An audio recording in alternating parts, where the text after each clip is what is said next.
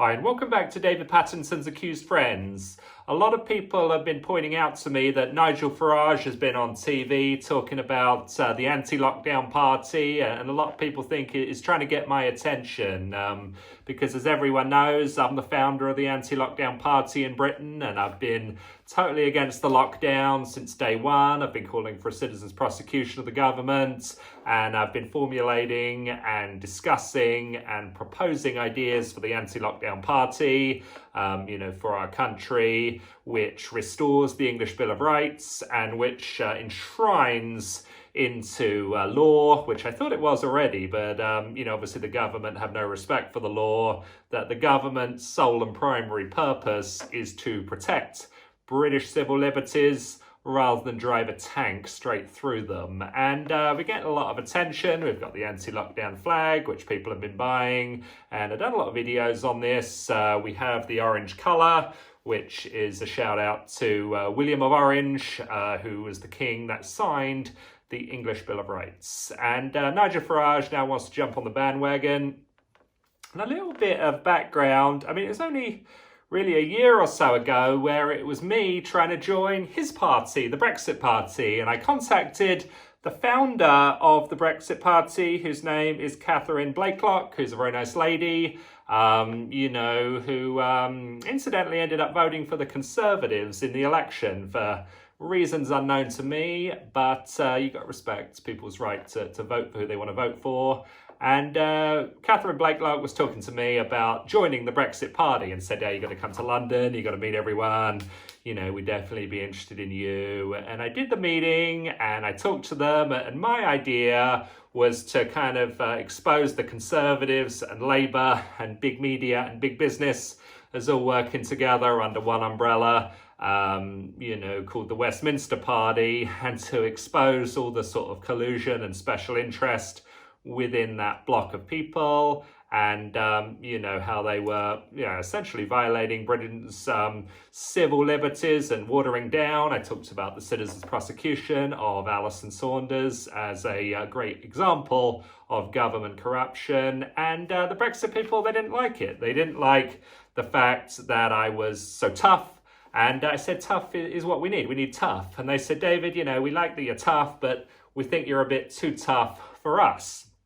And, you got to respect people's feedback and their opinions. And so I went on my way, and they said, look, we got nice people like Anastasia Rees-Mogg, who's, a great person and, a little bit more soft around the edges from you. And Anastasia Rees-Mogg ended up voting for the Conservatives in the election for reasons unknown to me, but you got to respect people's right to vote for who they want to vote for. And as it got closer to the election, all of these Brexit Party candidates that had been chosen kept leaving the party and voting or joining the Conservative Party. And I couldn't quite understand what it was all about. They didn't want tough people, but they seemed to be happy to have people who would leave the party, 24 hours before polling day and vote for the opposition. And obviously Nigel Farage has got his own reasons for choosing the people he chose, and I totally respect that. But now, of course, in 2020, I suppose the shoe's on the other foot, and Nigel Farage wants to join my party. And I'm a big believer of the American system, which is the primary process where the voters choose the candidate for the party that they want to run in the general election. I don't believe it should be a cabal in Westminster or in the sort of party offices that chooses the candidates to send to the people. It should be the people that choose the candidates to send to Parliament. And, that's the system I want to have for the anti-lockdown party.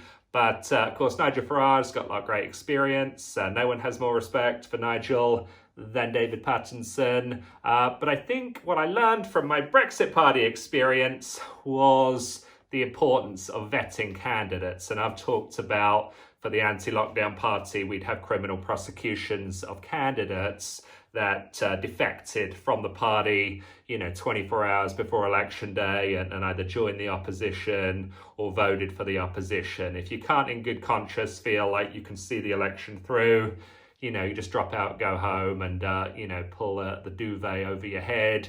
We actually need tough people now.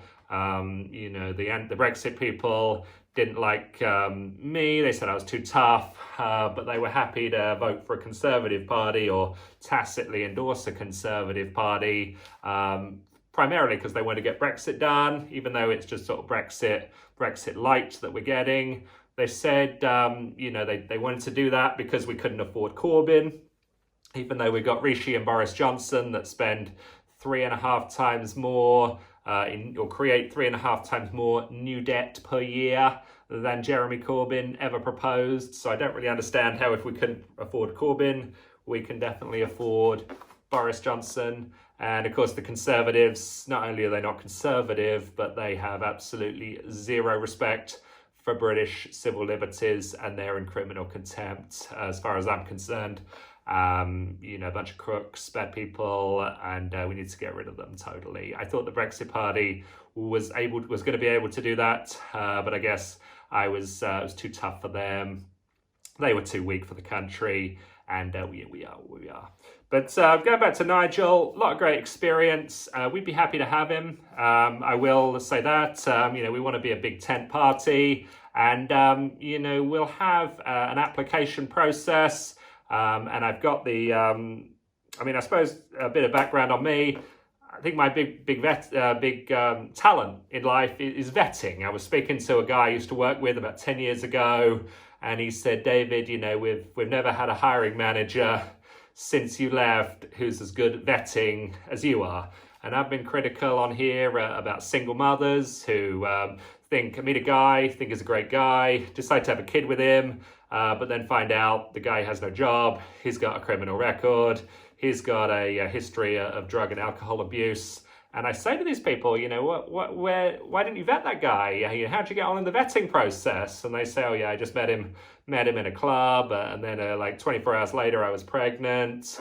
But they're not vetting. They're not doing good job at vetting. And I think Nigel Farage's big weakness is his vetting, as he proved in the Brexit Party nomination process with the candidates. He was picking people that were just not well vetted, that were not loyal, that were not tough. And although Nigel's got many great qualities, his weakness is vetting, my strength is vetting, and you know, I'm going to vet really, really tightly. And the key to vetting is simplicity, in my view. You know, we just focused on, you can really get so many answers when you ask simple questions. You get people to talk, and you get people to reveal what they're all about. And I think that's really the key for the anti-lockdown party. We want to be a Big Ten party. We want to be the Civil Liberties Party, but we want to be a party known for being very, very good and detailed vetters. And I've got a question here. We've got the application form right in front of me, and it's just one question.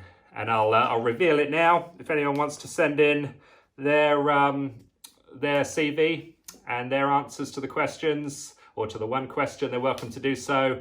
And I'm revealing this now for the benefit of Nigel Farage, if he's watching, or for any of his people who want to send it over to him so we can get the application in and we can process it. And the question is, since March 21st, 2020, what are you best known for? A, protesting against lockdown. B, speaking out against lockdown.